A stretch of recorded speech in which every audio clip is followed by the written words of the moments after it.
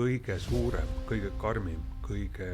kriitilisem oli ikkagi see äripankrotti minek. Ma päriselt mõtlesingi, et nüüd on maailm läbi, nüüd on minu jaoks on finito. Ma ei tea, kuidas ma siit välja tulen, aga samas ta andis mulle mingisugused asjad, mis ma olen väga tänulik elus.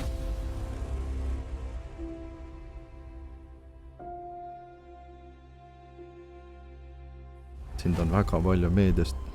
tümitatud, sa oled väga palju pidanud vastutust võtma mingite asjade eest. Iga päev sõltub Tallinna linna ühistranspordis ligi 180 000 inimest, kes peavad siis kooli tööle igal poole mujale jõudma. See on üksikind, tegelikult me mõõdame täna natukene teistmoodi, et me eelmise aastal siis keskelt läbi 377 000 kontakti. See on jalajäljed muidugi on hästi suured, et me iga päev sõidame 2,4 ringi ümber maakera. Miks ma selline olen?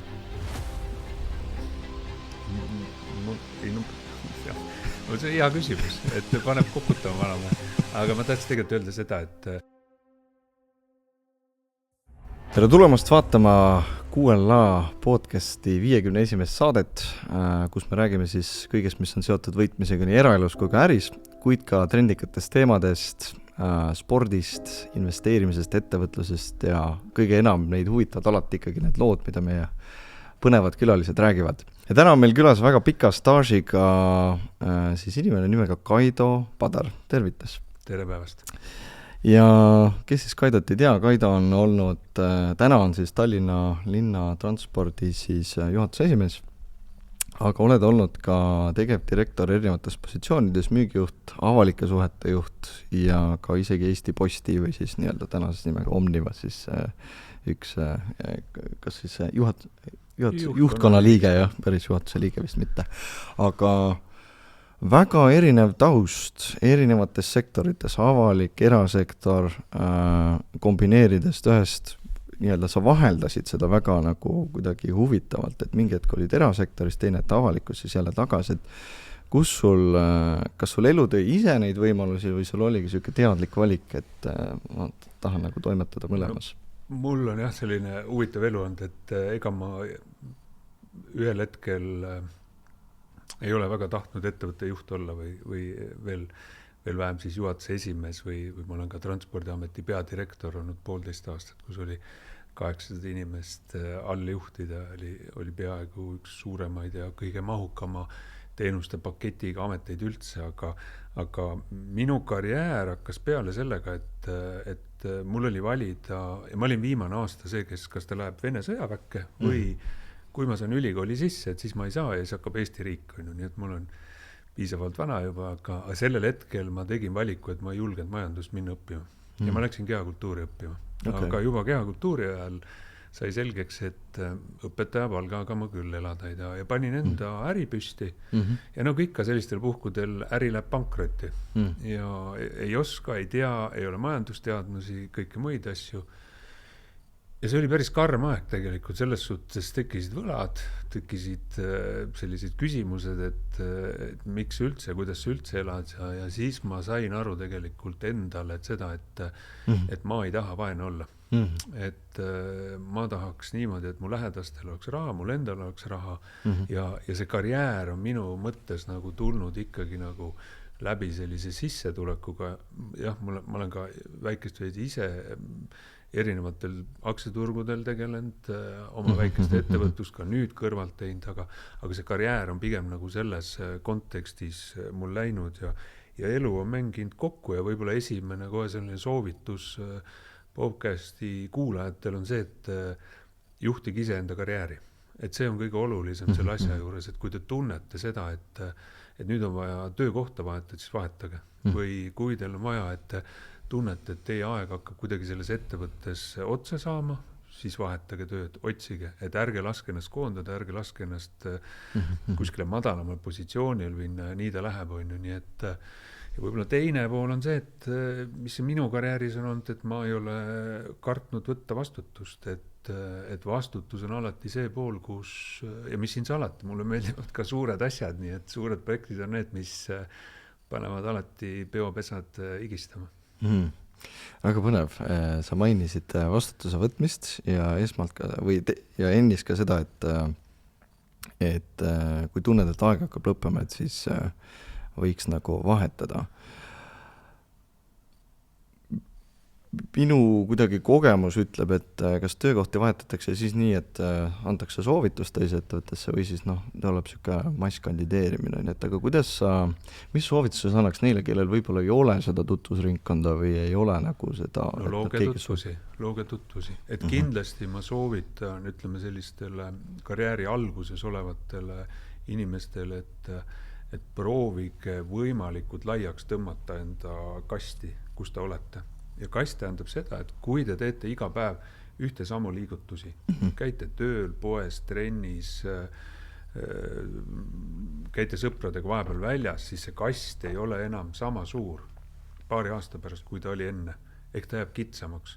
Et seda kasti või seda oma keskkonda tuleb hoida kogu aeg laiali ja kindlasti ma soovitan seda, et mitte lükata asju edasi, mitte lükata seda oma mingit hobi edasi õppimist, kõike muid asju, nii et see on kindlasti soovitus, kus olla ja ma öelge seda, et kui kellelgi on ikkagi soov eraettevõtja olla, siis noorena tasub see ära proovida, et pärast tõenäoliselt enam ei väga ei taha ja tahaks kuskil mujal olla, nii et me ise saame laduda hästi palju seda püramiidi vundamenti. Mida tugevam ja laiem on see püramiidi vundament, seda kõrgem see tipp ja see rahulolu siis seal elu lõpus on. Kuulasin Anuga hommikut ja üks väga huvitav saade, mida ju 100 või 10 000 eestlased iga päev hommikul vaatavad ja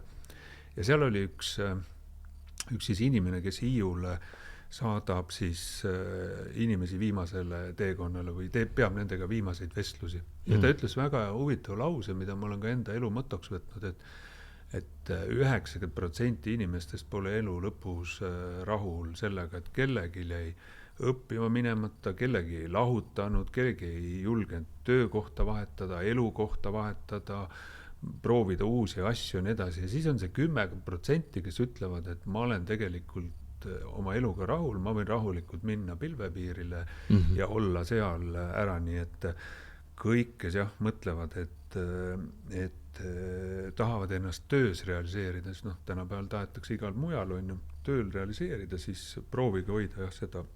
oma tutvusringkonda ja oma tegevusi hästi laialt. Kuidas sa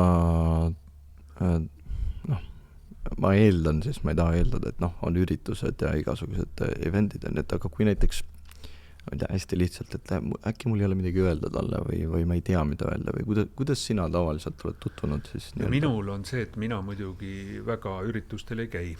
Et ma olen küll selline mees, kes on pidanud elus, et mingid projekte pääsma tegema väga pikki tööpäevi, 16-17 tunnised tööpäevi. Täna ma üle selline 10-11 tunni ei tee, ma alustan küll hästi vara, ma olen hommikune kella 7 olen tavaliselt töö juures ja see aeg, mis siis mulle üle jääb, ma tegelengi iseendaga, sõpradega, perega ja kõike muid, et võimalikult vähe käin mina üritustel ja ei ole. Ma kindlasti soovitan noortel, eriti kes vaatavad erinevaid võimalusi ja julgus on kindlasti see koht, kus tasub minna, küsida, rääkida ja nii edasi, et aga kindlasti mitte piirduda siis ürituste kui sellisega ja mõelda ikkagi sellest, et kui ma lähen sinna üritusele, mis see roll siis või mis ma siis saan sealt või mis see mulle siis nagu annab, nii et kindlasti tasub kuulata podcaste, kindlasti tasub minna mingisuguse, mida ma ka olen ütlenud erinevatel koolitustel, on see, et haritud inimene peab käima ka korra ERSO kontserdid ära või minna vaatama aastas korra rahvuspaletti, et saada aru, et Estonias ja maailma ka teistmoodi, nii et selles suhtes kindlasti tasub otsida neid nurki üles, et enda elu siis natukene hoida värvilisema. Mulle jagan võib-olla isikliku loo, mul on tütre nimi on Carmen, ja siis ma käisin just Carmeni ooperit vaatamas ka uuesti, et 4-5 kord vist vaatan seda. Ei ole põnev, iga kord on erinev. Ja siis minu kõrval olid sellised natukene, ma ei tea, kas nad olid pensionärid või mitte, aga ütleme vanem generatsioon. Ja siis me hakkasime nagu rääkima, et kuidas see ooper, seda on ka mitu korda näinud, kuidas see nagu teistmoodi on ja nii edasi. Ja õhtu lõpuks nagu, vahetame kontakte ja äkki siis kunagi näeme veel ja mis... Väga tore ju. Ja nii ongi. Ja mina tegelikult juhina olen hästi palju õppinud jälgides inimesi. Et ka noortele see, et kui te lähete koosolekule või lähete te kuskile üritusele nagu sina, et kuidas üks või teine inimene käitub, kui ta on teisest soost või on ta teisest vanusest või muud asjad, mis on tema kehakeel või mis on tema laused või kuidas ta koosolekut alustab või kuidas ta koosolekut lõpetab, on ju. Need on need nõksud, kus sa saad alati ju, tegelikult ei ole ju ideaalset juhti olemas. No, ma olen 30 aastat inimesi juhtinud, mul on olnud 2000, 1700, 100 inimest juhtida, väga erinevaid organisatsioone, nagu sa ise ütlesid, riigi äriühinguid, ameteid, erasektorit, ka alati sa ikkagi õpid teistelt inimestelt, et see on see, kes inimesed viivad ju ideid ellu, et ja mõtlevad ja teevad strateegiaid koos ja kõike seda poolt, nii et see on kindlasti see pool, mis õppige teistelt inimestelt, et see on alati kõige põnevam. Väga põnev, ma tulen natukene algusesse tagasi, kui sa esimest ettevõtlust alustasid, üldse miks, sa mainisid, et raha oli võib-olla või see, et teised head elu elaksid, oli see nagu peamine motivaator. Kas sa, mis su võib-olla kõige suurem õppetund sellest oli? Ja kas sa, kui sa tagasi läheksid, kas sa päriselt teeksid seda või sa teeksid midagi teistmoodi? Ei, seda ma olen ütlenud ka, ütleme jällegi seal koolitustel või kui on esinema kutsutud, et minu kõige suurem, kõige karmim, kõige kriitilisem oli ikkagi see äripankrotti minek. Ma päriselt mõtlesingi, et nüüd on maailm läbi, nüüd on minu jaoks on finito. Ma ei tea, kuidas ma siit välja tulen, aga samas ta andis mulle mingisugused asjad, mis ma olen väga tänulik elus. Ta andis mingisuguse inimlikkuse, ta andis aru saama ettevõtlusest, rahast, teistest inimestest, nii et tegelikult ta ikkagi õppis ja eks ta viis ju auku päris sügavasse. Mul oli alkoholiprobleemid, mul oli ikkagi perega oli kriitiline, et mis ma nüüd edasi ja kuidas ma edasi käitun. Aga järgmisel hetkel ma võtsin sammu, et ma tulen, see oli Tartus kõik, et ma tulen Tallinnasse ja mul 3 aastat oli põhimõtteliselt pere oli Tallinnas ja ma käisin iga nädalavahetus Tartus. Jäime kokku, ma olen täna sama abikaasaga, elan koos, 30 aasta, mul on 4 last, sama naisega, nii et elu toob mingeid asju, mis kuidagi on läinud ja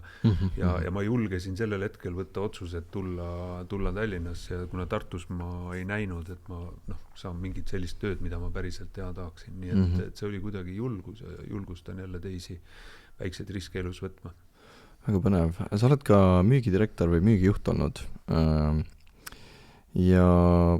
kui palju sa näed, et see müügitöö korreleerub siis selle juhtimise ja juhtivate positsioonidega, sest me peame kogu aeg ideid müüma ja visiooni. No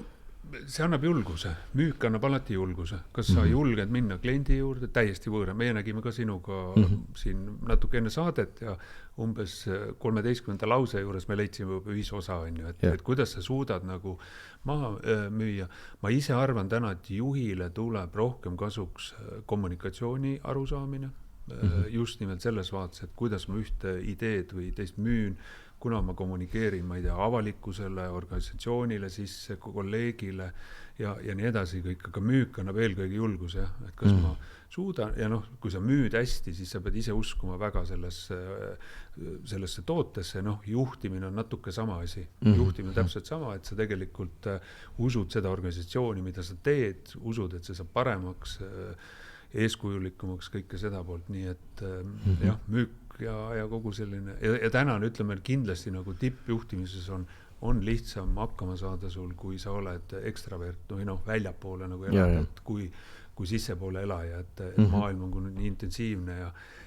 kõike seda poolt, nii et igal juhul ma arvan, et see nii on. Kuidas sa eristad nii-öelda enda jaoks või enda nägemuse järgi siis, et kes on päriselt nii-öelda head juht, mis on tal head omadused, sest ma olen erinevaid nagu vaateid neile, kas sa pead ülistrateegiline olema või sa pead olema hästi selline empaatiline, inimestega nagu väga hästi suhestuma, aru saama neist, mõistma neid, nii-öelda samal tasemel olema või seal on hoopis see, et ma pean oskama väga hästi nii-öelda plaani ellu viia, execute ida, delegeerida, et kus sa näed, et see nagu see kõige parem tasakaal tekib? No ütleme nii, et mina ei ole näinud ideaalset juhti, et ja ma arvan päriselt, et maailmas ei olegi ideaalset juhti olemas, et selles suhtes igalt ühelt on midagi õppida. Mul on see suur au on teha, et ma olen nagu Eesti mõistes korüfeedega saanud koos ja väga palju ja ütlen siiamaani, et minu kõige suurem mõjutaja ühel hetkel oli Jüri Mõis, kes tuli just müüs ära oma panga, tuli siseministrilt Tallinna linnapea koha peale ja mul õnnestus tema meeskonnas olla ja õppida ja need olid värvikad lood, kus meil oli arenguvestlus ja põhimõtteliselt Jüri rääkis kogu aeg oma lugusi ja mina ammutasin, nii et selles suhtes on see tugevatelt inimestelt alati. Aga juhina, kuidas mina käitun, on ikkagi see, et sa tegelikult juhid inimesi. Strateegia lepid sa koos nende samade inimestega, meeskonnaga kokku, eelarve lepid sa selle sama inimestega kokku, eelarve või ütleme, organisatsiooni muudatused lepid sa kokku, kui äri ei lähe hästi, kuule, meil on vaja koondada või meil on vaja kokku tõmmata. Omnivas omal ajal ettevõte oli pankroti ääre peal, pidime sulgema postkontorid, panime esimesed 120 postkontorit kinni, koondasime lõpuks minu ajal ka peaaegu 2000 inimest, et see on nagu nii suured numbrid lihtsalt, kus sa lähed kaasa, et päästa ettevõtet ja ütleme, sa ei tee seda suuri muudatusi ära, ei jää ellu, kui sul ei ole tiimi, keda sa saad 100% usaldada. Ja üks selline võib-olla mõttemaailm veel siia juhtimisest juurde, et kolleegi sa ei tohi armastada, et austama pead, et see austus, see, et isegi kui ta on 2 või 3 pulkasust allpool kuskil, et sa kohtled teda samaväärselt ja nii edasi, et inimesed on kõik võrdsed, mõnel on lihtsalt antud rohkem vastutust ja sellega see asi piirdub. Rääkudes vastutusest, privilegeeritusest olemisest, et sa oled avalikus sektoris ka olnud, ma mõtlesin korra puudut. Tegelikult meie küsimus oli see, et kes su mentorid on, aga sa nagu vastasid ise juba enam sellele, et igal heal juhul on alati head mentorid või head nõunikud. Mul on üks asi, mis ma pean ütlema, et kõik juhid, kellega mina olen koos töötanud, ma suhtlen siiamaani kõigiga. Ma ei ole läinud kuidagi tüliga asjadega, saame läbi, helistame, soovime õnne, kõike muud. Ma olen tegelikult hästi ja mõni on väga väärikas eas juba selles suhtes ja ma olen väga õnnelik selle üle. Nii et alati, kui te panete ka ust kinni, et siis pange ilusti, et ärge kolksuga pange, et see maailm on nii väike, et saate jälle kuskil kokku. Eesti on nii väike. Eesti on väike. Aga rääkid avalikust sektorist, et sa olid seal ka päris pikalt ja erinevates rollides ja siis isegi olid sa, nagu sa mainisid, suhete nõunik on ju, Jüri Ratase avaliku suhete nõunik olid, aga sa olid siis Jüri Mõisal olid, kui ma nüüd ei eksi, siis ma olin avaliku suhete direktor selles olid erinevad siis osakonnad, mis ma juhtima pidin. Jah, aga sa oled ka nii-öelda Riigikogu kantseleis siis olnud on ja nõunik ja kommunikatsioon. Ma kutsuti kaasa, et kui Jüri Ratas oli linnapeas, ta kutsus nõunikuks ja mõtlesin, ma võin tulla nõu andma, aga ma kindlasti kuskile erakonda ei astu, et ma ise olen enda jaoks mõtlenud, et nõuniku amet on jälle maailma kõige parem amet, et annad nõu ja mitte millegi eest ei vastata. Et selles suhtes, aga päris nii see ei ole, et eks ütleme, see on see juht, ütleme, see on suureks saamise lugu jällegi, et sa vaatad neid suuri organisatsioone, mulle meeldivad suured organisatsioonid ja teine, mis mulle meeldib, on see, et kui noored küsivad, et kuidas olla edukas, siis soovitan alati, et minge suurte organisatsiooni ja minge ühiskonnale olulisse organisatsiooni, et seal te saate aru, kuidas maailm, kuidas Eesti toimib ja nii edasi kõik. Nii et ja see on nagu minu kasvamise lugu seal juures erinevate siis, mul oli ka Tõnis Palts oli linnapea seal natuke aega, siis ma sattusin Riigikogus ma sain ka aru tegelikult hästi ruttu, et see pole üldse minu koht. Seal ma olin vist 4 kuud lõpuks ja siis mind kutsuti tegelikult Eesti Posti juba need samu postkontoreid sulgema ja asju, nii et seal ma pidasin 8 aastat vastu ja seal erinevatel positsioonidel oli jae- ja kandevõrk oli juhtida ja kõik siis kõrval ütleme tegevused, kõik suured eelarved ja nii edasi, nii et see oli üks hästi põnev aeg ja siis ma sattusin Eesti riigile laevu tegema Mandri ja Suursaarte vahel. Et täitsa nagu erinev nii-öelda valdkond. Tegelikult ei ole. Ei ole. Vaat see on jälle see, et kuidas ma sattusin sinna oli see, et hakkas uus strateegiaperiood ja toonane juhatuse esimees Aavo Kärmas ütles, et kuule, me paneme su teisele positsioonile. Siis ma ütlesin, et ma tahaks elus midagi muud ka teha, et koondage ära mind. Ja siis oli muidugi Tallinna Sadamas oli korruptsiooni, suur laine oli ülekäinud, see oli umbes 8 aastat tagasi ja siis ma mõtlesin, et ma kandideerin sinna ametisse juhatuse esimeheks ja selle ma ütlen, et ma saan teha väga ägeda teenindusettevõtte. Et ära. Laevandust ma ei teadnud mitte midagi. ja noh, oli põhimõtteliselt 2 lepingut ja noh, see oli üks elupöörasemaid aegu, kus tõesti tuli 16-17 tunniseid tööpäevi teha ja Aktuaalse Kaamera õhtu eetris 4 korda järjest käia ja põhimõtteliselt Eesti meedia kirjutas iga päev 3 kuud järjest, nii et aga laevad sõidavad siiamaani, teenus toimib siiamaani, nii et kui ma sõbra juures Saaremaal käin, siis tegelikult on hea meel ja mõned inimesed töötavad ja siiamaani kutsuvad tagasi, nii et seal sai loodud siis ettevõtte. On hästi huvitav, et Eesti Postis me hoidsime raha kokku, meil oli 80 miljonit krooni oli puudu, tinglikult me hoidsime raha kokku, siis meil oli kogu aeg raha puudu, siis laevade all anti 123 miljonit krooni küll ja öeldi, et tehke laevad ära, võtke 130 inimest tööle ja teil on 1 aasta aega, aasta 4 kuud on aega ja siis me tegime kõik lepingud, kõik põhimõtteliselt lõime nullist ettevõt, nagu meie mõttes start-upindus tänapäeval hästi popp, nii et aga väga tore aeg oli ja selles suhtes mul on veel kord hea meel, et selles suhtes said need tuldud ja siin peatoimetajad näiteks kutsusid lõunale, siis ütlesid, et arvesta nii, Padar, et kui nüüd laevad olemas ei ole, siis me võtame peaministri maha. Nii et sellised olukorrad, sa saad nagu vastutusest aru, ja sa saadki tegelikult aru, et selle inimesed elavad teisel pool merd ja nad tahavad liikuda, nad tahavad arsti juurde minna, nad tahavad, neil on toimingud, neil on vaja puhkusele minna, kaubad on vaja liikuda, nii et ütleme, Eesti mõistes kindlasti hästi tore ja ühel hetkel ma sain aru selles suhtes, et me saimegi hakkama päris oma meeskonnaga, kuigi meil olid ka lõpuks, kuna intensiivne aeg oli, siis kui Virtsus tuli esimene laev, ja memmed tulid, terve kai oli rahvast täis ja siis memmed tulid minu juurde, ütlesid, me iga õhtu palvetsime su pärast, sest sa vastu pead, siis sa said aru, et tegelikult sa teed ühiskonnale olulist asja, nii et nii ta läks. No see tulemis vist päris hea, kui keegi ikka niimoodi ütleb, et pisar tuli silma, ma mäletan, see oli laupäeva õhtu 5 aeg helistas mu baarimees ja ütles, et ta tilkagi alkoholi ei võtnud, siis ma täna õhtu võtan pitsi alkoholi, sellepärast, et esimene laev läks teele ja ma sõitsin Õismäe ringi pealt Kakumäe poole, põhimõtteliselt hakkasin rooli taga nutma, nii et selles suhtes pingelangus oli väga suur sellel hetkel. See on väga lahe ja ma ei proovin sinna nii-öelda kujutada ette, et kuidas see nagu võis välja näha, aga ei. See laevade, bussidega, trammide, trollide, rongidega on ju see, et tegelikult kui sa lood midagi, siis sa lood ikkagi aastakümneteks.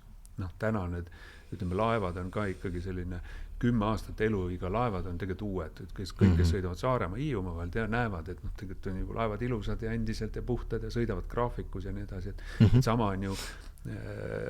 näiteks selle trammidega on ju, sõidavad, trammidee avati, Tallinnas minge sõitke liin number 2-ga, sadamast läbi, väga kaasaegne, väga moodne, et see trammidee on võib-olla seal 30-50 aastaks, see tramm, mis nüüd tulid 23 tükki pesast, tulevad 35 aastaks, et need on ka need asjad, mis alati ühe juhi panevad nagu vere õiget pidi käima. Inimesed on kurtnud ka vist isegi avalikkuse eest, et miks nad ikka ehitavad ja miks nad teevad ja miks on nii ja miks on naa, miks tehakse nagu teid ümber ja siis kõik seisab ja me ei saa liigelda, et aga kuidas sa seda oled nagu vaadanud, et kas see ongi normaalne, et nagu muutused ongi tekitavad pahameelt või? See on karm jah, tegelikult on ju karm ja kui me ise sõidame autoga Euroopas, siis me näeme ka, et teinekord vaatad kiirteel, et istud tund aega ja siis on väike teeremont kuskil autobaanil ja kõike muid asju, et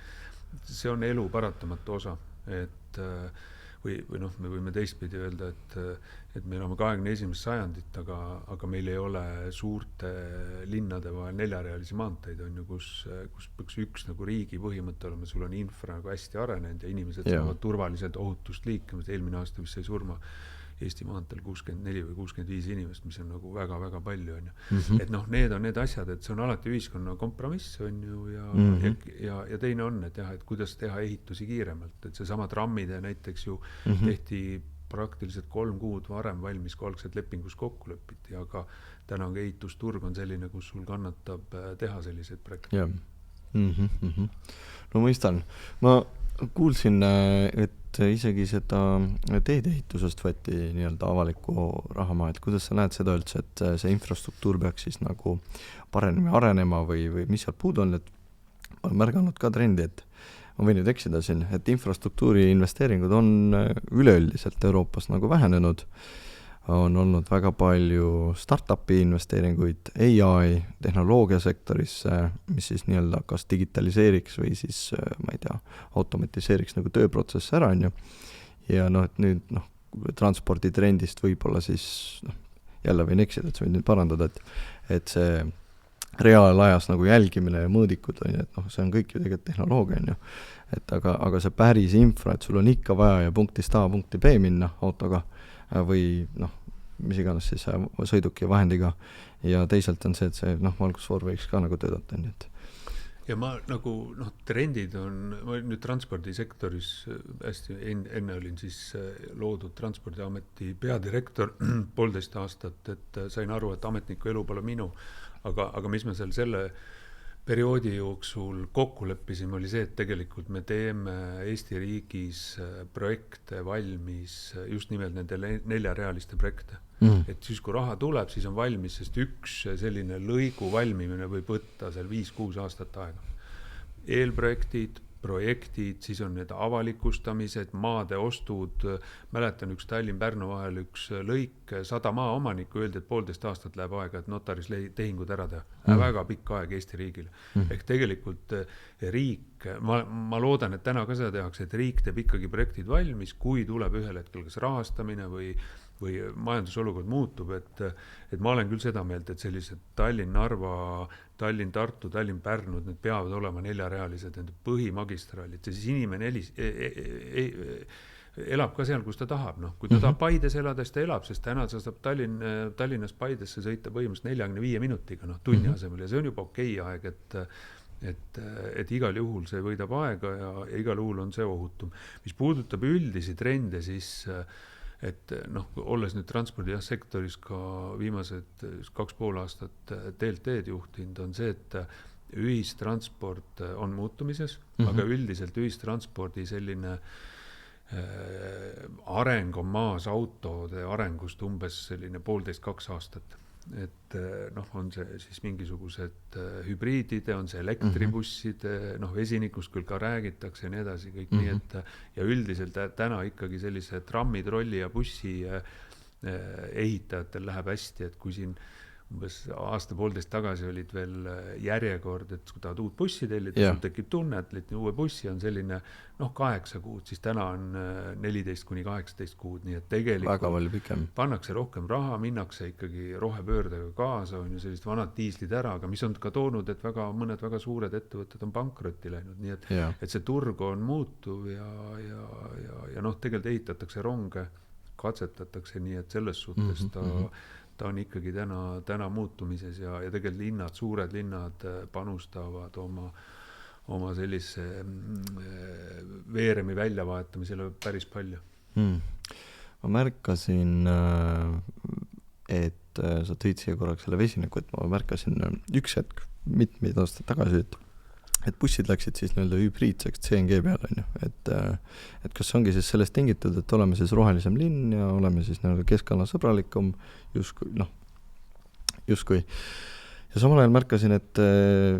Tesla väga jõuliselt surus oma elektriautosid. See oli mitmeid aastaid tagasi. Aga nüüd Tesla siis Elon Musk ütleb, et ma mäletan, mis kanali kaudu, et nüüd ma siis suunan oma fookust siis vesiniku tehnoloogia, vesiniku arendamisesse. Samal ajal Euroopa tuli välja oma esimese vesinikufondiga, umbes 40 miljonine, ja Hiina paneb põhimõtteliselt unlimited fundingut vesinikku. Kas sa näed, et see tehnoloogia infrastruktuuri või nii-öelda gaasienergia areng aitab transpordil olla efektiivsem, pidada kauem vastu või see on liiga lapsekingades veel, et üldse midagi? Meil on nii, ja ma tegelikult, ma tean ka, et mõned Euroopa linnad on juba tagasi keeranud. Mis on TLT nagu strateegia selle koha pealt on see, et me tahaks hoida võimalikult kaua erinevaid energialiike enda portfellis. Diisel, gaas, elekter. Meil on trammid, on ju, meil on elektribussid ja muud. Ja mis see tagab meile? Nagu ma enne ka ütlesin, et need investeeringud on hästi pikad, hästi pika pinnaga ja siin on kriise vahele väga palju, igasuguseid võib olla. Käivad piigid üles-anna, ehk meie kõige olulisem on see, et ja kuna tahab rahvas liikuda, eriti siis, kui mingi kriis on tulemas, tahan poes ära käia või tahan lapse ära tuua, ma ei tea, ära, nii et me peame iga kriisiga, iga ilmaga suutma siis liikuda linna vahel. Täna kui võtta vesinik punti, siis kui me täna sõidame 3 euri kilomeeter, siis vesiniku puhul on see 9 euri ja ma arvan, et ükski maksumaksja ei ole valmis seda täna kinni 9-10 euri, jah. 9-10 euri, et sa pead tegema mitte ainult tankla, mitte ainult bussi, vaid sa pead ka tegema remonditöökoja hoopis teistmoodi, seal on enda erigaasid ja kõige, see võib kindlasti tulla ühel hetkel, aga pigem on täna jälle trend, need, kes on olnud väga sellised elektri peale minemisega, näiteks Stockholm rekkis ära endal vanad diiselbussid ja läbi selle kasvatas nende eluiga ja tegelikult sõidab nüüd siis kenasti nende vana diiselbussidega ära ja me ka kaalume siin seda, et kas peaks äkki natukene pikendama, sest mõnede diiselbusside eluiga hakkab lõppema. Mis puudutab gaasibussi, siis gaasibussid on, mida me oleme ka ütlenud siis Gaasiliidule, erinevate ettevõtjatele, tehke biometaani tehaseid, et mida rohkem meil tehakse siis niinimetatud lehmasitast gaasi Eestis, siis seda rohkem oleme meie kõikvõimalikest kriisidest nagu eemal, et mingi juhtub mõne laevaga midagi, juhtub järjekordne kriis, ei tule jälle, keegi annab gaasi, keegi ei anna gaasi, siis see sama gaas toodetakse Eestis ja täna meil on kuskil 80% meil on juba biometaan, siis meil on 350 gaasibussi ja nüüd siis 80% sõidab biometaani peal ja loomulikult on ka õhk rohkem kui 10 korda puhtam Tallinna linnas, nii et lapsed on rõõmsamad ja nina ei ole tahmane ja nii ta läheb. See on huvitav, sa isegi mainisid vist ühes väljaandes, et ma võtan selle korra ette, siis ma ei taha eksida, see on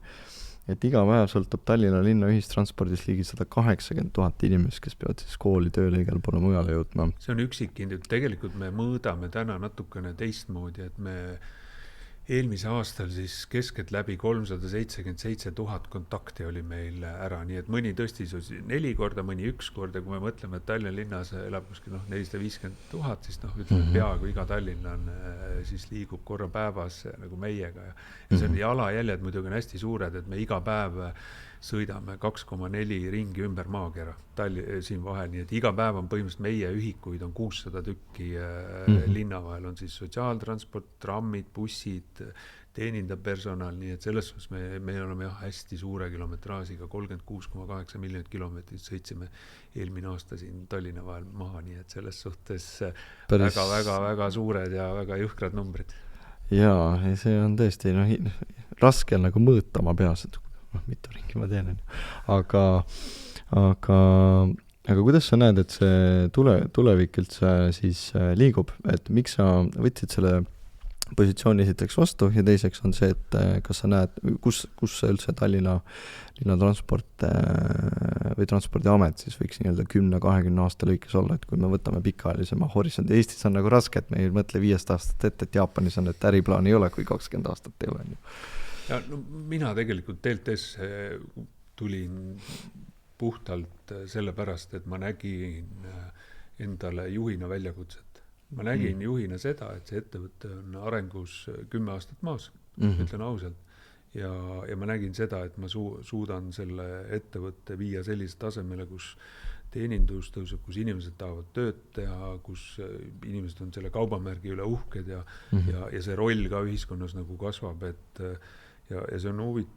juhina huvitav väljakutse olnud, et me oleme tegelikult 30% inimestest välja vahetanud tagatoast,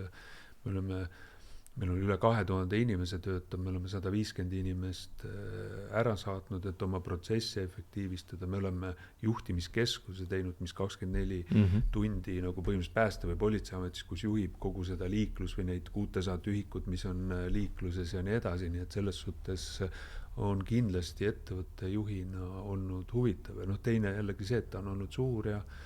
ta on ühiskonnale oluline olnud, et see kindlasti on niimoodi. Nii et me toimime tegelikult ööpäev läbi, et nii laupäeval, pühapäevad, ööliinid, hommikul alustame 4:30. Me ei lase kedagi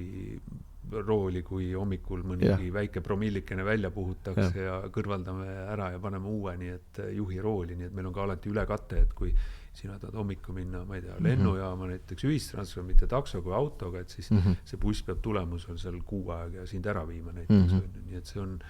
ära, et ta kindlasti tuleviku ja üks vähem teenus, mida kõik TLT-ga teatavad, on sotsiaaltranspordi teenus, et need on siis 42 bussi, kus siis abivajajaid eelregistreerimisega, siis me aitame arsti juurde päevakeskuses, Haapsalusse rehabilitatsioonikeskusse viime, toome ära inimesi, nii et see on see teenus, mis kindlasti on vaja. Vähem teatakse seda, et Tallinnas on 23 000 inimest, kellel on puue välja kirjutatud, nii et meie tööpind on tegelikult väga, väga suur ja lai seal. Aga huvitav, et sa mainid, jah, ega ma ka ei teadnud. Ma tahtsin ühte asja veel, et TLT-st kindlasti teatakse vähem seda, et kui sa ütled, sa ei tea seda, siis me tegelikult kõik toimingud, mis puudutavad sõidukeid, me teeme ise. Ja. Me koristame ise, me tangime ise, me remondime ise ja ütleme, kui me ostame uut veeremit, siis me tegelikult ütleme, et me teeme need garantiitööd ka ise ära. Okay. Ja miks meie jaoks on kõige tähtsam kiirus ja täna tõenäoliselt keegi sellist suurt mahtu ei suuda ära teenindada või veel vähem tramme remontida siin, et see kompetents on ainult TLT-s ja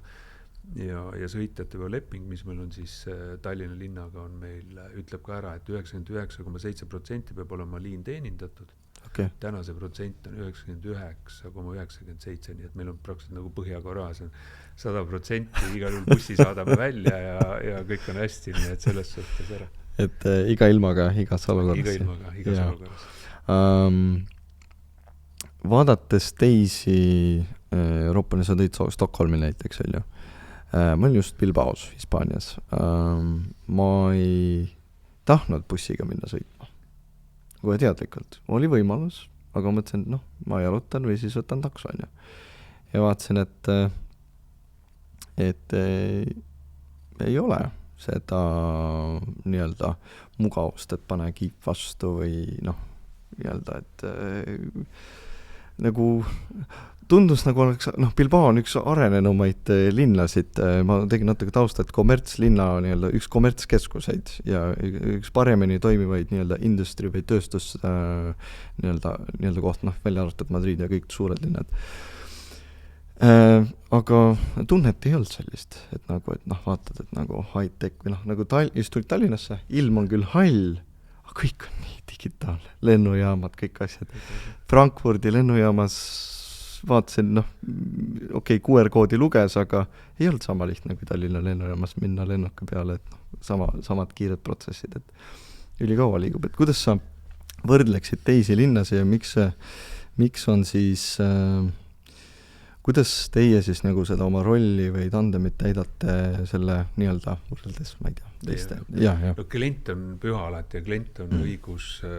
olla kriitiline ja me tegelikult jälgime kaebusi. Meie kõige suurem kuritegu Tallinna linna lepingus on see, kui meie buss näiteks sõidab mööda või graafikust ette. Mis see tähendab? See tähendab seda, et kui sina tuled välja uksest, sa tead, et sul on minut aega jäänud ja siis vaatad, tuled lähvad juba, nii et see on kõige suurem, me ise ütleme, et ettesõidud on saatanast ja seda ei tohi olla. Kui ta jääb maha, ikka võib olla ummik, mingi liiklusavarii on võtab ära, nii et ja me peame arvestama, et 10 000 sõidud, mis päeva jooksul meie ühistransport teeb. Et see on kindlasti see pool. Teine pool on, me loomulikult võrdleme teistega kas või puhtuse osas, näiteks on ju, et just üks tuttav ütles, et üldine puhtuse ütleme, standard on tegelikult väga kõrge, mis meile muret teeb kindlasti on ühistranspordi raja peale ronimised ja nii edasi, ehk ühistranspordi kiirus ja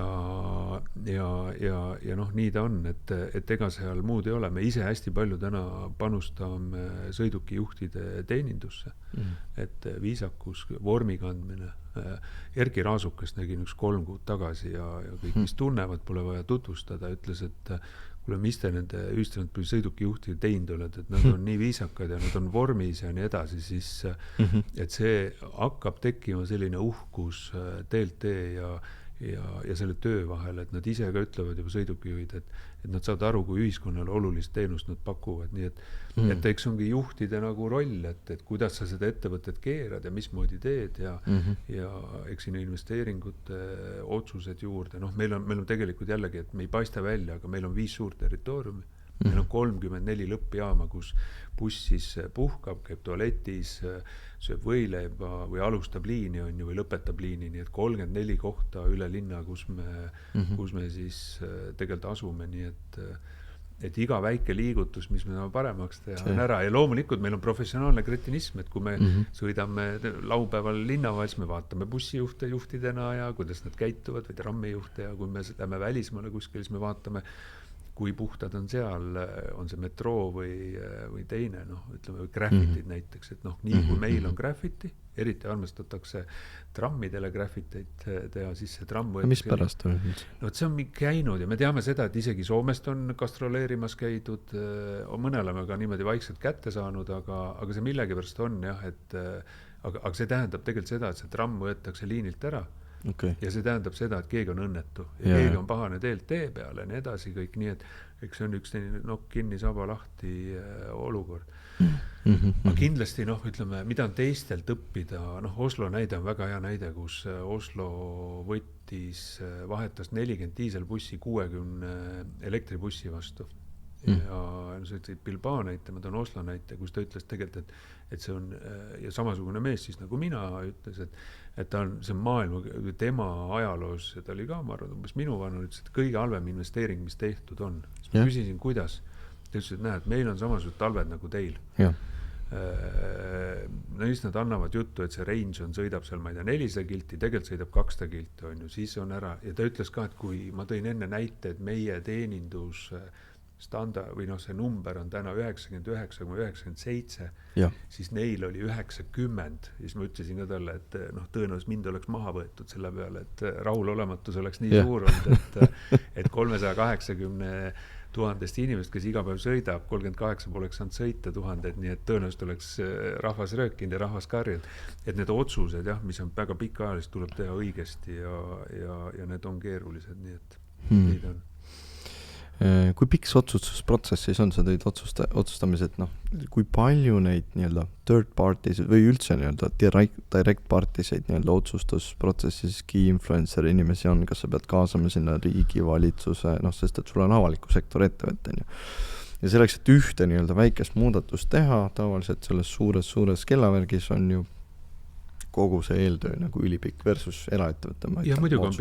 on pikad. Me panime 1. novembrist kinni trollid, enamus tallinlasi teab, on ju, ja võib-olla avalikus ruumis ka on olnud ja nii edasi, et sellele eelnes 1,5 aastat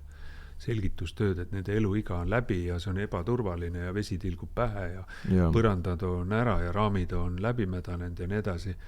Ja me täna teame tegelikult tõenäoliselt trollid tulevad selle aasta lõpuks või järgmise aasta algus, nii et see protsess on nüüd 3 aastat olnud põhimõtteliselt trollidega. Et või täna, kui sul on palju raha, tahad osta endale trammi, siis trammi sa pead arvestama, et see tramm jõuab umbes 2,5-3 aasta pärast siia. Et see protsess on hästi pikad et infra ja ütleme sellise raua ostmisel või laevade tegemisel või et sul ei ole nii, et sa oled poodi ja ostad, et see peab väga suur õnn olema, siis saad Nordica vara saad osta, seal on lennukeid olemas, et saad tõenäoliselt väga kasutatud lennukeid osta, et see planeerimine on oluline, aga ja tegemist on ka sel hetkel väga suurte rahadega, kui sul 23 trammi siia tuleb, võrdub 50 miljonit, on ju, siis see on väga suur raha ja aga järgmise 35 aastat siis sul ei ole vaja neid, on ju, nii et kui üks rong maksab umbes 35 miljonit, üks tramm maksab umbes 3,5 miljonit täna, on ju, nii et nii need vahed on, et ja sul on iga päev 46 trammi on liini peal, nii et arvutage siis ise head podcasti. Ühe trammi ära võtaks ja maha müüks. Päris nii. Siis ei saa seda ära jälle viia, nii et nii ta on. Aga ostetakse ikka, et kasutatud tramme, trolle ostetakse ja me oleme ka busse, mis meil liinilt maha läksid Ukrainale annetanud, nii et eks me proovime sellised. Ja viimased trollid, vähem võib-olla teataks seda, ostis Moldova samasugune ettevõte nagu meie ja ütles, et meil lähevad varuosadeks ja mõne paremaga veel proovime sõita nii edasi, nii et taaskasutus jälle uuesti. Et need, ma ei tea nüüd, kas Moldova on alarenenum kui Eesti nii-öelda tehnoloogia mõttes, ma näen, et Tallinn on või Eesti on. Moldova on kõvasti ikka maased sellest, tal on veel kõva maa minna. Et jah, selles mõttes vaadata. See on muidugi jällegi, mis on, et miks nad ostavad, on see, et kui see mudel on olnud väga kaua, siis ühel hetkel sul ei ole võimalik enam neid varuosi saada tegelikult sellele ja siis sa oled sunnitud ostma neid vanu, et siis enda omasi elus hoida. No see oli ka üks meie põhjus, miks me trolli kinni panime. Oli üks küsimus mõttes, aga vist läks. Kas te kelle pealt kõige rohkem nii-öelda seda modelleerite või on täiesti, et Tallinn on nii eraldiseisev loom, et see ei ole Tartu, see ei ole Pärnu, see ei ole Shanghai, see ei ole, ma ei tea. Sest vaadates mul üks tuttav siis jagas, et tuli meelde küsimus, mis ma tahtsin küsida. Aga, et üks tuttav vaatas, kuidas Lõuna-Koreas infrastruktuuri leieritena seda smart city või nii-öelda targa linna kontseptsiooni integreeritakse. Tallinn on teinud seda, Ülemiste city ja nii-öelda ülikoolide linnakud ja nii edasi, et aga kus, kelle pealt te nagu seda kõige rohkem võib-olla modelleerite või see tegelikult see liinivõrk tuleb nüüd Linnatranspordiametist ja meie oleme küll hästi suured sisendiandjad sinna ja nagu jälle kuulaja võib-olla teab, siis eelmise aasta sügisel siis muutus ajalooliselt 1/3 liinivõrgust. Kui Tallinnas oli 72, nüüd on 70 bussiliini, siis kujutate ise 1/3 liinivõrgust muutus. Seal on hästi erinevad mudelid, mis seal taga on. Mobiilsetest räägitakse, kuni siis pannakse teatud programmidesse, kõike muid asju ja nii edasi, nii et aga kuhu poole ikkagi liigub kogu selline ühistransport on see, et linna läbivad liinid. Et need on see, et sa saad kui sina tahad liikuda, siis sa tegelikult ei liigu tavalist linna, vaid sa liigud just nimelt sinna teisele linna otsa, ma ei tea, tuled Viimsi poolt, tahad minna Perhi näiteks on ju, või nii näitena, nii et vaadatakse ära ja teine pool on, mida täna näiteks vaadatakse on see, et Pelgu linna trammi üle kaubeldakse, et 2029 peaks uus liin tulema ja kohalikud on juba vastu ja nii edasi, aga kohalikud ei ole mõtlenud selle peale, et lähiaastatel, kui vaadata detailplaneeringuid, kolib sinna umbes 50 000 elanikku. 50 000 elanikku. Vaadake, kui palju on Eestis linnu, mis on 50 000, Pärnu on natuke üle 50 ja Narva ja nii edasi, et ülejäänud on kõik väiksemad. Et kui need inimesed kolivad ja sealt on ainult mõned teed, kus sa saad linna või üldse välja sealt poolsaale pealt, siis sul tegelikult ei olegi, ja sul ei ole võimalik ka bussi panna. Sul on ainuke võimalus on panna see tramm sinna sõitma ja mis on trammi eelis, 2,5 bussitäit viid sa ühe korraga rahvast ära. Nii et need on need asjad, kus linna planeerimise koha pealt jällegi need on hästi pikad, aga tegelikult linn läheb täna ikkagi sinna poole, kus ikkagi mõeldakse kaasa ka kohe seda, et kuhu kolib inimene ja kuidas siis ühistranspordiga saaks liigelda ja kuidas saaks siis seda suurt massi rahvast ära tuua. Nii et tegelikult see, ütleme niimoodi, et sa ei tohi ainult teha kogukonda või räägitakse 15 minuti linnast või keegi räägib 3 minuti linnast ja keegi räägib rohealadest ja muud asja, et sa pead tegelikult ikkagi, või keegi räägib ainult, ma tahan ainult kõrghooneid siia ehitada, mind muu ei huvita, siis tegelikult sa pead vaatama ikkagi seda tervikut ja kuidas seda massi siis liigutada. Nii et see on kindlasti ühistranspordi tulevikuga ka väljakutse. Ma arvan, väljakutsega tuleb sellega, et ühel hetkel on ühistranspordi rajal kaamerad, kes sus pilti teevad, kui sa siin oma 100 000 autoga ronid, nii et selles suhtes on see kindlasti oluline. Jaa, jälgivad, trackivad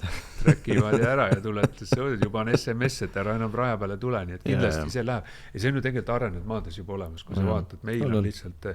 elame kuskil, minge kella 9, enne 9, Kristiine Risti tööpäevale, vaadake, mis seal ühistranspordi rajal toimub, nii et tegelikult on piinlik.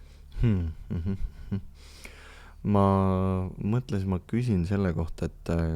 sa tõid selle trammiliini sisse, siis ma tulen oma selle eelmise küsimuse juurde, mis mul korra peas käis. Kulubaas sellele,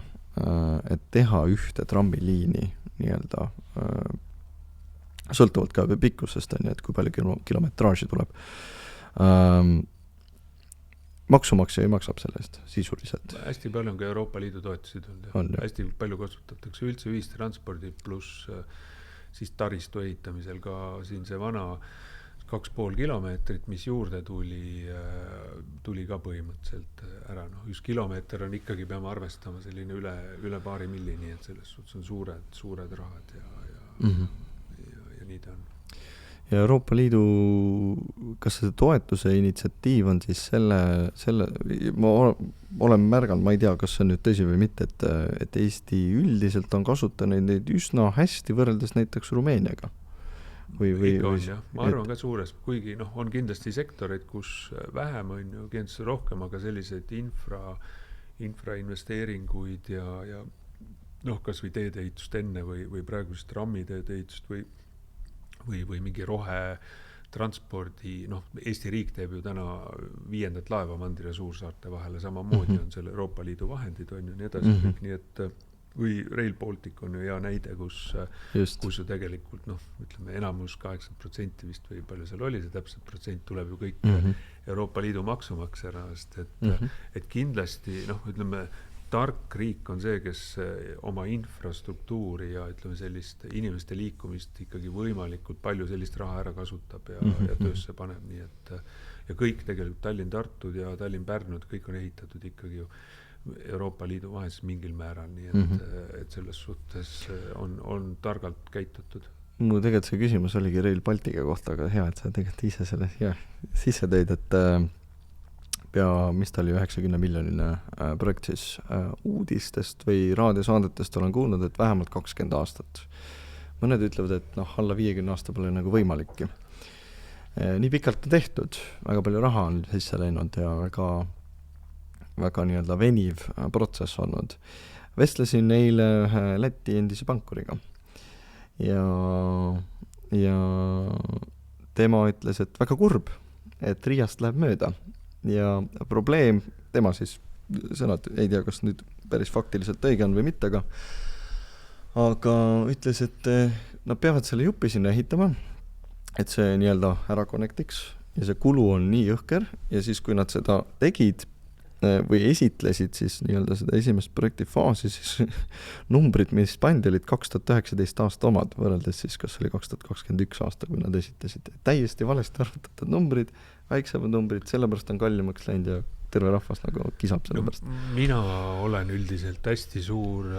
infrastruktuuri fänn, ma olen juba ka vist 2 korda ütlen siin, et suurt linnade vahel peaks olema 4-realised, ma arvan ka, ma olen ka Rail Balticu toetaja, ma ütlen, et minu meelest on nagu euroopalik see, et sa istud siin auto paned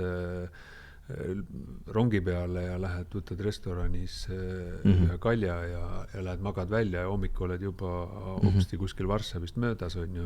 et mina väga toetan seda selles suhtes, et loomulikult tuleb vaadata loodust, tuleb, et Eesti lõheneks kuidagi ja nii edasi. Kas infrastruktuuri hanked tavaliselt kallimaks või jah tahavad, kui me vaatame viimaseid Rail Balticu hankeid, siis tegelikult need on läinud odavamaks, ehk täna tegelikult on hea aeg ehitada ja tegelikult oleks hea, kui Eesti riik ehitaks nüüd neid maanteid, et suunaks hinna raha, sellepärast, et hind on hea praegu ehitussektoris. Mis ta meile annab, et ta annab ikkagi liikumist, et ta on ja täna on ikkagi kõik piirid, mis on lahti, inimene liigub, ainukesed numbrid, mis ju Eestis eelmisel aastal kasvasid, põhimõtteliselt majanduslanguse oli lennujaama läbivate reisijate numbrid, mis lähevad turismi ja muudest, nii et inimene tahab liikuda ja inimene on uudishimulik ja ütleme, tulles tagasi juhtimisfilosoofia juurde, siis mul on üks juhtimis ka see, et me peame kogema elus emotsioone ja võimalikult palju, sellepärast, et oma Mercedeseid ja 7-kordset maju me kaasa ei võta pilvepiiri peale, nii et emotsioonid on olulisemad ja igasugune reisimine ja ringi käimine annab neid emotsioone, nii et selles suhtes mina väga ootan Rail Balticut. Põnev. Ma korra reflekteerisin, et mis see nagu selle sama pankuriga siis, et kui see liin nagu valmis saab, ütleme jämedalt 20 aastat või võib-olla 10 on ju, et mis see nagu efekt nagu majandusele mõjub, et kui Eesti on siis nii-öelda kaudselt või otse nagu tegelikult Poolaga põhimõtteliselt ühenduses ja vaadates täna siis nagu Leedu majandust versus Eesti oma, siis on nagu ilmselge vahe. Leedus Varssav sai umbes 10,5 miljardit, oli neil avalikud teated seal kodulehel, nad said siis infrastruktuuri arenguks, sustainable housing, meditsiin ja kõik muu. Kas sa näed, et meil on üldse Eesti mõistes võimalik jõuda sarnastele tasemetele või nii-öelda samale tasemele, et ehitada kas või, ma ei tea, vabatsoonialaseid, neid free zone alaseid juurde, meil on Eestis vist 3 tükki neid on, et ja kas neid on üldse mõtet teha? No jah, siin on ju praegune peaminister on ütlenud, et tema väga toetaks Tallinn-Helsingi tunnelit on ju, aga ometi see suur projekt on ka jäänud püsima, et või olemata, et tegelikult Poola on hea näide, kus Poola majandus, kui me räägime Saksa majandus ju kiratseb 2 aastat väga halvas seisus ja igatsevad taga Vene gaasi ja kõike muud asja on ju odavat Vene gaasi. Poola majanduse vastupidi, et kasvab mühinal, on oma kaitsekulud 5% peale kasvatanud ja kui minule meeldib aastas korra 2 käia autoga Euroopas ja isegi Varssavisse sõita, et selline 10-11 tunni, kui te viimastel aastatel on näinud, siis ikka Euroopa vanasti hakkas Varssavist, täna ta hakkab ikkagi Poola-Leedu piiri pärast peaaegu, nii et selles suhtes ta on suutnud oma infrastruktuuriga imetada ja sul on parem kaupu liigutada, sul on parem ära, nii et ühe riigi toimimise aluseks on igal juhul infrastruktuuri olemasolu ja hea infrastruktuuri olemasolu, see paneb asjad liikuma, kas või läbi siis Soome Euroopasse meie kaudu või kus iganes, nii et minge ühel hommikul sõitke Pärnu poole, et erinevates ametites ma olen pidanud sõitma ja ma mäletan, et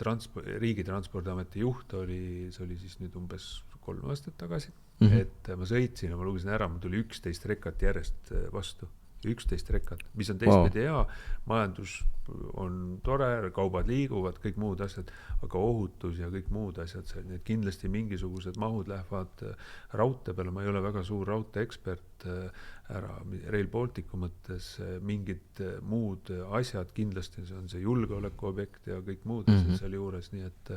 kas või kaupa liigutada, muud kaupa, mis on suured ja torudega tangis kutsutakse, nii et selles suhtes on seal kindlasti mingid muid väärtusi ja tulevad inimesed siia, kes muidu ei tule, kes kardavad lennukiga sõita. See on üks asi muideks, mis mul meelde tuli, et kui oluline osa on ühistranspordil, et me kohtusime Tiina Lokiga, mitte seekord, vaid eelmine aasta. Ja ta ütles niimoodi, et palun pange see tramm tagasi käima, see Rail Balticu mõttes me ei saa praegu sõita lennujaama, kõik kes Tallinnas elavad, teavad, on ju, me ei saa sõita sinna. Ja ma küsisin, et miks see nagu nii oluline on, siis ta ütles, et tema festivalile tulevad inimesed, kes vaatavad, kas nad, kui suure jälje nad jätavad maakerale ja nad tahaks kindlasti kasutada ühistransport, nad ei taha sõita diiselbussiga, nad tahaks just nimelt sõita trammiga ja nii edasi, et seda ja siis me ütlesime, et paneme bussi peale siis reklaamid, et kasutame biometaani ja et see on loodussõbralik ja see on taastootmine ja kõik muud asjad, nii et sellised huvitavad arutelud, kus ka ütleme selline, mitte showbusiness, aga filmimaailm või mingid muud festivalid liiguvad, et minu jaoks täitsa üllatus kohe, ei osanud isegi seda arvata, et inimesed valivad festivale selle järgi, millega nad siis koha peal sõita saavad ja liikuda saavad. See on tõesti huvitav, ma pole ka kuulnud, ma mõtlesin, et sisu poole pärast ikka. Sisu on ka oluline ja sisu on väga hea tavaliselt. Jaa, sa rääkisid suurtest ideedest, suurtest projektidest, sa oled olnud positsioonis, kus sa tahtsid teha riiki efektiivsemaks, aga miskipärast hakati siis nii-öelda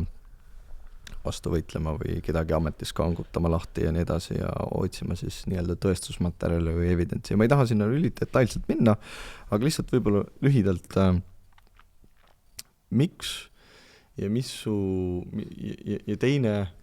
tegelikult miks küsimus on muidugi seda efektiivsemaks teha, et majandus kasvaks ja nii edasi,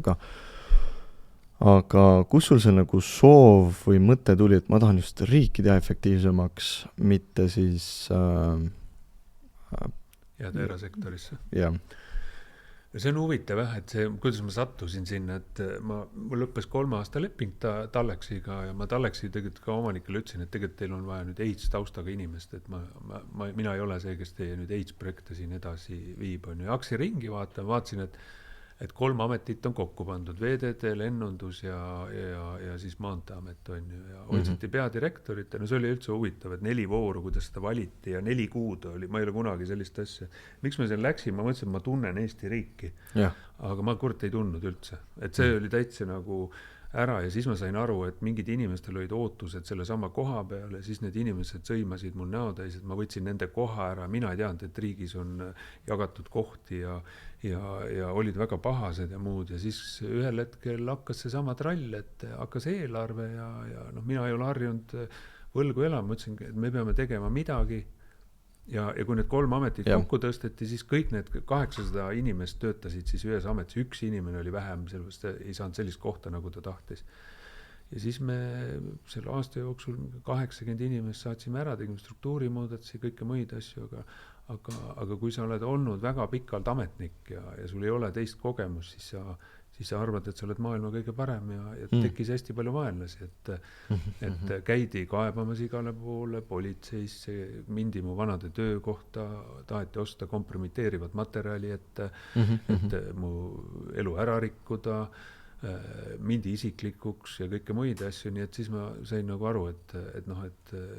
minu jaoks nagu hea töötaja on see, kes saab järgmisel hetkel tööjõuturule läheb ja saab uue töökoha ja töötab, nii et seda poolt oli palju, aga oli ka palju selles suhtes patsutajaid, et mind on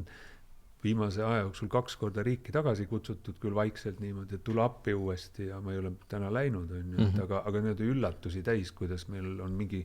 kihid, et mida sa muidu ei tea, et on kihid olemas ja keegi peab mingit kohti enda omaks ja kõike muid asju. Privilegeeritud. Jah, kuidagi. Ja siis nad ei ole samas palgaga nagu päri, et palka on vähe. Need ma ütlesin, et davai, et laseme 10 tükki lahti, et jagame selle palgaraha ära, et saamegi raha, on ju. Siis ei, et näed, ta on töötanud 20 aastat seal, on ju, selle koha peale kõike muid. Et need on nagu üllatused,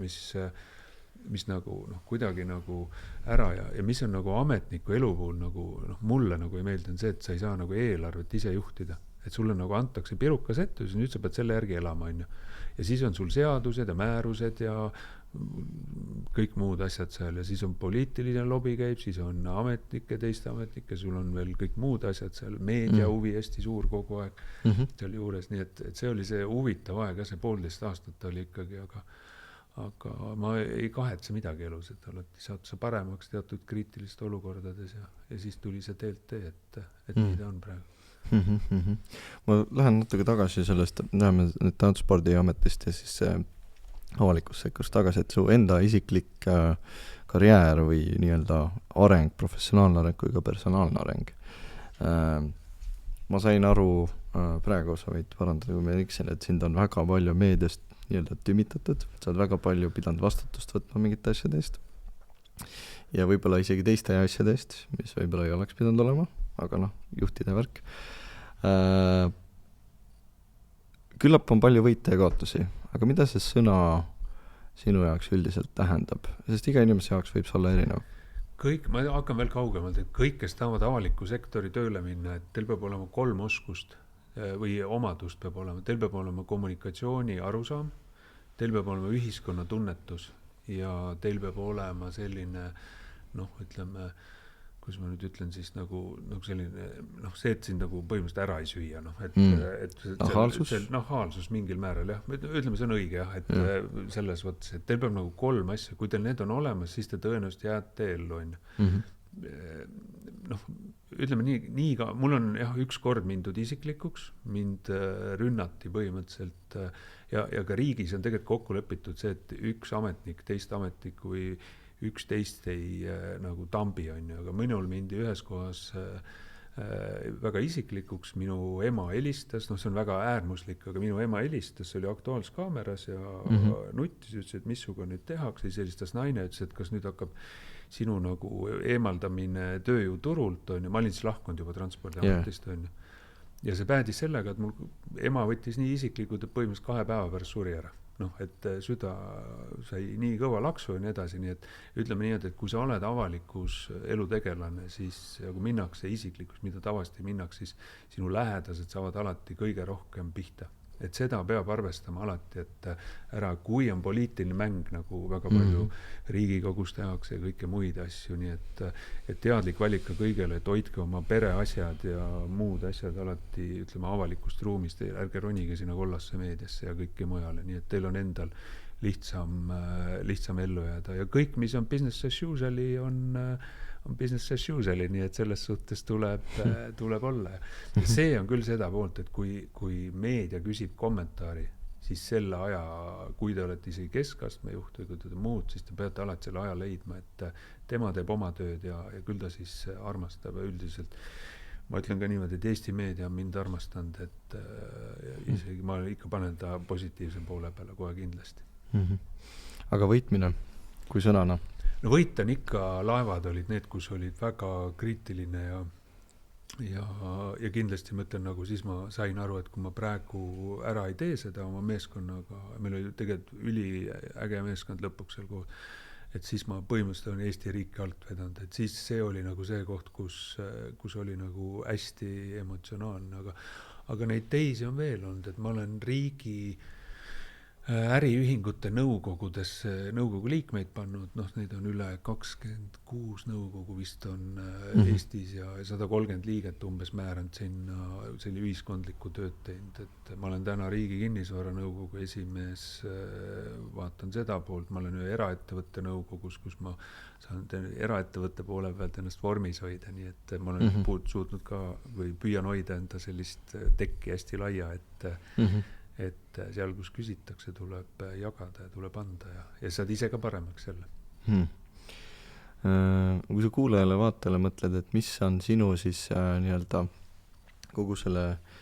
teekonnal nii-öelda siukses 3 põhimõtet, mis on sind edasi kandnud või ma ei tea, 3 edu põhimõtet, et kuidas sa need välja tooksid? Ära mine ülbeks,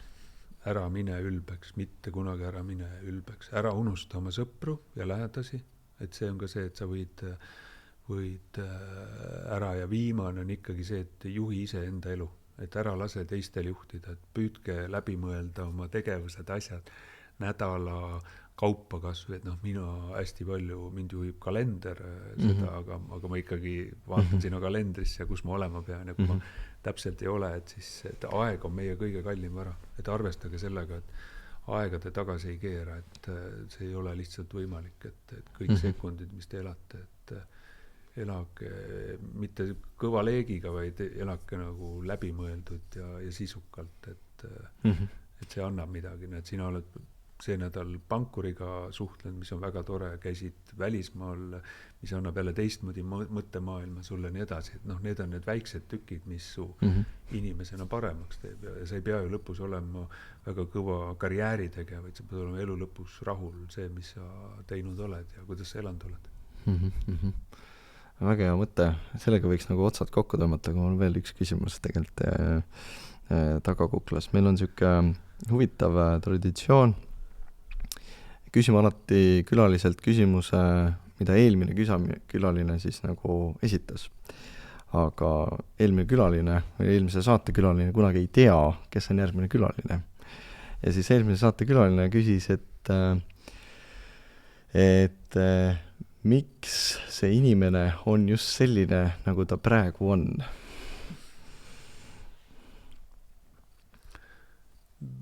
Ma pean siia enda kohta ütlema, miks ma selline olen.